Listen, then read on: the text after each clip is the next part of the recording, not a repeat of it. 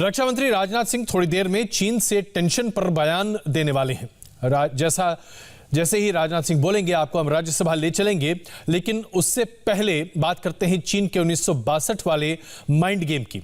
चीन ने एलएसी पर कई जगहों पर लाउड स्पीकर लगा दिए हैं और उसमें हिंदी और पंजाबी गाने बज रहे हैं। चीन ये हथकंडा पैंगोंग के फिंगर 4 के आसपास आजमा रहा है, जहां भारतीय सैनिक डोमिनेटिंग पोजीशन में मौजूद हैं। गाने के बीच चीन की सेना अनाउंसमेंट भी कर रही है और कह रही है कि ठंड में भारतीय सैनिकों को कोई मदद नहीं दी जाएगी भारत की तरफ से। जाहिर सी बात है, चीन ऐसा कर भारतीय सेना का मनोबल तोड़ने की कोशिश कर रहा है। ऐसी कोशिश उसने 1962 में भी की थी, लेकिन इस बार शायद चीन को इस बात का अंदाजा नहीं है कि चीजें बदल चुकी हैं, वास्तविकता बदल चुकी है। आपको बता दें कि चीन का 1962 वाला माइंड गेम क्या है। फिंगर 4 के पास चीन ने लाउड स्पीकर लगाए हैं। लाउड स्पीकर पर हिंदी पंजाबी के गाने बज रहे हैं और चीनी मोल्डो से आर्मी बेस के पास चीन ने ये लाउड स्पीकर लगा रखे हैं। इन लाउड स्पीकर पर जिस तरह के भाषण और उसके साथ साथ बातें कही जा रही हैं, वो भारतीय सेना के मनोबल को तोड़ने की पूरी कोशिश की जा रही है। इसमें कहा जा रहा है कि ठंड के मौसम में भारतीय सैनिकों तक भारत की तरफ से मदद नहीं पहुंचेगी। 1962 में भी चीन ने लाउड स्पीकर पर हिंदी गाने बजाए थे। 1962 में भी चीन ने भारतीय सेनाओं को बरगलाने की कोशिश की थी और इस तरह की बातें सामने रखी गई थी। हमारे सहयोगी अमित पालित ने चीन के इस माइंड गेम पर लेह से यह रिपोर्ट भेजी है। चीन कितना चालाक और चतुर है, इसका एक और मिसाल देखने को मिला है एलएसी के पास। कई हफ्तों से एलएसी पर भारत और चीन की सेना के बीच तनाव है। दोनों सेना आमने सामने हैं, लेकिन 29 और 30 अगस्त की रात को भारतीय सेना ने एक जबरदस्त ऑपरेशन किया और पूरे एलएसी के इलाके में जहां जहां पर टकराव की स्थिति बनी हुई थी, वहां पर भारतीय सेना ने अपना वर्चस्व बना लिया।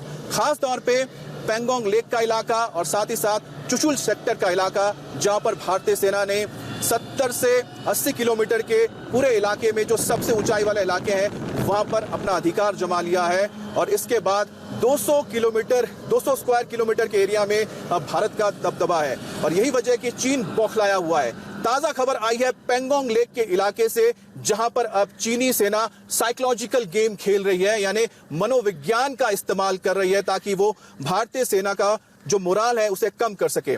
दरअसल बताया जा रहा है कि फिंगर 4 जहां पर पहले 29 अगस्त से पहले जहां चीन का दबदबा होता था, वहां पर अब भारत ने अपना दबदबा बना लिया है, भारत का वर्चस्व है। फिंगर 4 बहुत ही अहम इलाका है क्योंकि इस जगह पर जो ऊंचाई है, वहां पर पहले भारत की जो सेना थी उनका अधिकार नहीं था, लेकिन एक ऑपरेशन को करते हुए 29 और 30 अगस्त की रात को भारतीय सेना ने वहां पर सबसे ऊंचाई पर अपने पोस्ट बना लिए, जिससे वो चीन पर नजर रख सकते हैं। अब चीन के जो राष्ट्रपति हैं शी जिनपिंग, वो बौखलाए हुए हैं। वो लगातार अपने कमांडर्स को कह रहे हैं कि अब वापस हालात को बदलो, नहीं तो हम जब भारत के साथ बातचीत कर रहे हैं, हम जो चाहते हैं वो नहीं हो पा रहा है, क्योंकि भारत अब ऊपर है, चीन अब नीचे है। भारत का पलड़ा भारी है, खेल पलट चुका है और यही वजह है कि चीन की सेना ने कई बार कोशिश की, उन्होंने अपने फोर्सेस को भेजा, वहां पर फायरिंग की, कई राउंड फायर किए गए ताकि उनको लगा कि हो सकता है भारतीय सेना पीछे हट जाए, लेकिन भारत ने डट के मुकाबला किया, उनको उन्हीं के जुबान पे जवाब दिया। अब जाकर जब देखा उन्होंने, चीन ने देखा कि उनका काम नहीं हो रहा है, तो उन्होंने मनोविज्ञान का इस्तेमाल किया, यानी साइकोलॉजिकल वॉरफेयर कर रहे हैं।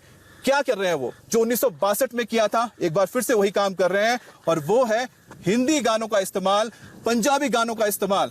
आपको बताएं, फिंगर 4 इलाके में चीन ने बड़े बड़े लाउड स्पीकर्स लगाए हैं, जिस म्यूजिक सिस्टम लगाया है, और वहां पर वो पंजाबी जो गाने हैं, पॉपुलर गाने, वो बजा रहे हैं।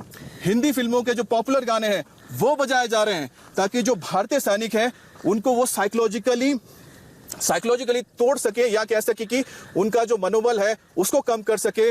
उनके जो अंदर जो एक भावना है देश को लेकर, उसको बदलने की कोशिश कर रहे हैं।